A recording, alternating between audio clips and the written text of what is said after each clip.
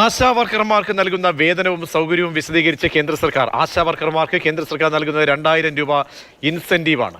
പ്രവർത്തനം നോക്കി അധിക ഇൻസെന്റീവും നൽകുന്നുവെന്നാണ് കേന്ദ്ര സർക്കാർ വിശദീകരിക്കുന്നത്. ആശമാരുടെ കാര്യത്തിൽ പ്രാഥമിക ഉത്തരവാദിത്തം സംസ്ഥാന സർക്കാരിനെന്നും കേന്ദ്ര സർക്കാർ പറയുന്നു. അനൂപ് ദാസ് ഉണ്ട്. അനൂപ്, ഇന്ന് പാർലമെന്റിൽ രാജ്യസഭയിൽ കേന്ദ്ര ആരോഗ്യമന്ത്രിയുടെ പ്രതികരണം വന്ന ദിവസമാണിത്. പിന്നീട് ഇതിൻ്റെ ഘടനയും സാമ്പത്തികമായിട്ടുള്ള കേന്ദ്ര സർക്കാരിൻ്റെ പങ്കാളിത്തം സംസ്ഥാനങ്ങളുടെയൊക്കെ എങ്ങനെയാണ് വിശദീകരിക്കുന്നത്? പിന്നാലെയാണ് വിശദീകരണം വരുന്നത്.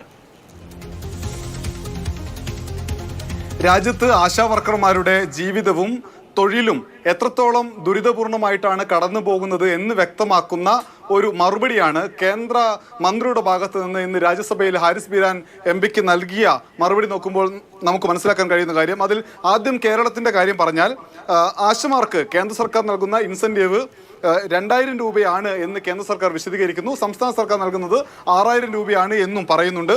ഒപ്പം തന്നെ കേന്ദ്ര സർക്കാർ എന്തൊക്കെ ഈ ആശാ വർക്കർമാർക്ക് വേണ്ടി ചെയ്യുന്നു എന്നും ഈ മറുപടിയിൽ വിശദീകരിക്കുന്നുണ്ട്. ഒന്ന്, പ്രവർത്തനം നോക്കി അധിക ഇൻസെന്റീവ് നൽകുന്നുവെന്ന് കേന്ദ്രം പറയുന്നു.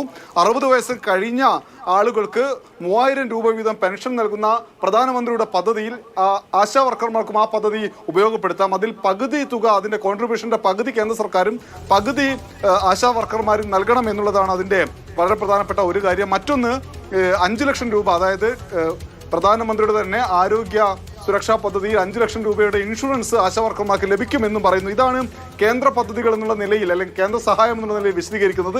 അത് കഴിഞ്ഞുള്ള ഭാഗം നമ്മൾ പരിശോധിക്കുമ്പോഴാണ് രാജ്യത്ത് ആശാ വർക്കർമാർ നേരിടുന്ന അതിഗുരുതരമായ അനീതിയെ തുറന്ന് കാട്ടുന്ന തരത്തിലുള്ള വിവരങ്ങൾ ലഭ്യമാകുന്നത്. അതിൽ പറയുന്ന കാര്യം, കേരള സംസ്ഥാന സർക്കാർ 6000 രൂപ ഹോണറേറിയമായി ആശാ വർക്കർമാർക്ക് നൽകുന്നുണ്ട്. കേരളത്തിനേക്കാൾ പണം നൽകുന്നത് 2 സംസ്ഥാനങ്ങൾ മാത്രമാണ്. ഒന്ന് ആന്ധ്രാപ്രദേശാണ്. ആന്ധ്രാപ്രദേശ് കേന്ദ്ര ഇൻസെന്റീവ് 2000 രൂപ ഉൾപ്പെടെ 10,000 രൂപ ഒരു മാസം ആശാ വർക്കർമാർക്ക് നൽകുന്നു. ആ തീരുമാനത്തിന്റെ പ്രഖ്യാപനം വന്നത് കഴിഞ്ഞ മാസമാണ്. അതായത് 2000 രൂപ കേന്ദ്രത്തിന് ഒഴിച്ചാൽ 8000 രൂപ ആന്ധ്രാപ്രദേശ് നൽകുന്നുണ്ട്. സിക്കിം സർക്കാർ 6000 രൂപയായിരുന്നു ഹോണറേറിയമായി നൽകാറ്. അതിപ്പോൾ 10,000 ആക്കി പ്രഖ്യാപിച്ചിട്ടുണ്ട് എന്ന് തന്നെ കേന്ദ്രം പറയുന്നു. അതിനപ്പുറത്തേക്ക് ഓരോ സംസ്ഥാനത്തിന്റെയും കണക്കെടുത്ത് നോക്കിയാൽ വളരെ കുറവാണ്. ഉത്തർപ്രദേശ് സർക്കാർ വെറും 1500 രൂപയാണ് ഒരു മാസം ആശാ വർക്കർമാർക്ക് നൽകുന്നത്. അതേപോലെ തന്നെ ഡൽഹി സർക്കാർ 3000 രൂപയാണ് നൽകുന്നത്. ഒഡീഷ സർക്കാർ നൽകുന്നത് വെറും 1000 രൂപ മാത്രമാണ്. രാജസ്ഥാൻ സർക്കാർ 1650 രൂപ വീതം ഒരു മാസം നൽകുന്നു. കർണാടക സർക്കാരാണ് കുറച്ചൊന്ന് മെച്ചമുള്ളത്. 5000 രൂപയാണ് ഒരു മാസം കർണാടക സർക്കാർ ആശാ വർക്കർമാർക്ക് നൽകുന്നത്. 4750 രൂപയാണ് ഹിമാചൽ പ്രദേശ് സർക്കാർ നൽകുന്നത്. ഞാൻ ഈ ഹിമാചൽ പ്രദേശും കർണാടകയും പറയാനുള്ള കാരണം കോൺഗ്രസ് ഭരിക്കുന്ന 2 സംസ്ഥാനങ്ങളാണ്. ഒപ്പം തന്നെ മറ്റ് സംസ്ഥാനങ്ങൾ നോക്കുമ്പോൾ ഉത്തർപ്രദേശും ഗുജറാത്തും ഡൽഹിയും ഒഡീഷയും രാജസ്ഥാനും എല്ലാം വളരെ തുച്ഛമായ തുകയാണ് നൽകിക്കൊണ്ടിരിക്കുന്നത്. ഇതൊക്കെ BJP ഭരിക്കുന്ന സംസ്ഥാനങ്ങളാണ്.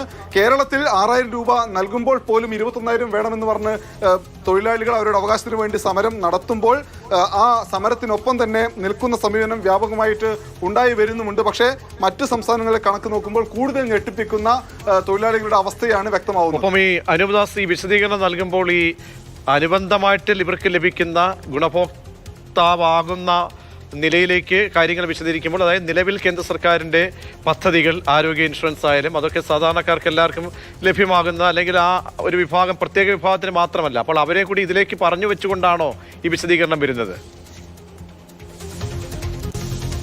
അതെ, ഇത് ആശാ വർക്കർമാർക്ക് വേണ്ടി മാത്രമുള്ള പദ്ധതികളല്ല. ഇപ്പോൾ പെൻഷൻ പദ്ധതി കേന്ദ്രം വിശദീകരിച്ചത് നേരത്തെ തന്നെ കേന്ദ്ര സർക്കാർ പ്രഖ്യാപിച്ച ഒരു പദ്ധതിയാണിത്. അതായത് 60 വയസ്സിന് മുകളിൽ മറ്റ് പെൻഷൻ ഇല്ലാത്ത ആളുകൾക്ക് കേന്ദ്രം നൽകുന്ന ഒരു പെൻഷൻ. ആ പെൻഷൻ 3000 രൂപയാണ് 60 വയസ്സിന് ശേഷം ലഭിക്കുക.